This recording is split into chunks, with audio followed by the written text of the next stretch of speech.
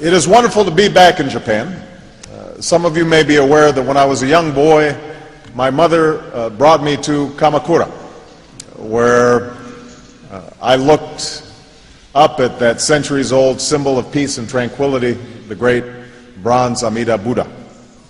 And as a child, I was more focused on the matcha ice cream.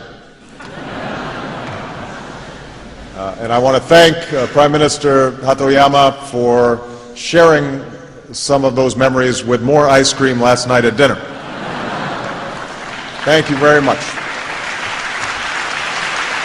We look to rising powers with the view that in the 21st century, the national security and economic growth of one country need not come at the expense of another. I know there are many who question how the United States perceives China's emergence. But as I have said, in an interconnected world, power does not need to be a zero-sum game, and nations need not fear the success of another. Cultivating spheres of cooperation, not competing spheres of influence, will lead to progress in the Asia-Pacific.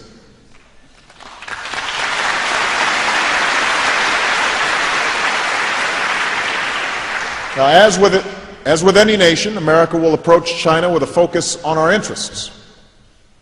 But it's precisely for this reason that it is important to pursue pragmatic cooperation with China on issues of mutual concern, because no one nation can meet the challenges of the 21st century alone. And the United States and China will both be better off when we are able to meet them together. That's why we welcome China's effort to play a greater role on the world stage, a role in which their growing economy is joined by growing responsibility. China's partnership has proved critical in our effort to jumpstart economic recovery. China has promoted security and stability in Afghanistan and Pakistan, and it is now committed to the global non-proliferation regime and supporting the pursuit of denuclearization of the Korean Peninsula. So the United States does not seek to contain China, nor does a deeper relationship with China mean a weakening of our bilateral alliances. On the contrary, the rise of a strong and prosperous China can be a source of strength for the community of nations. And so in Beijing and beyond, we will work to deepen our strategic and economic dialogue and improve communication between our militaries.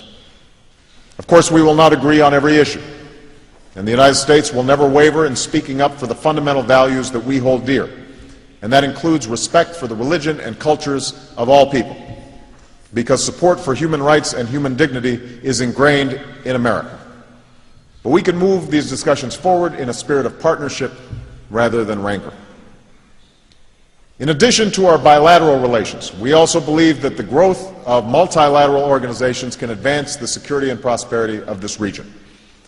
I know that the United States has been disengaged from many of these organizations in recent years. So let me be clear, those days have passed. As an Asia-Pacific nation, the United States expects to be involved in the discussions that shape the future of this region and to participate fully in appropriate organizations as they are established and evolve.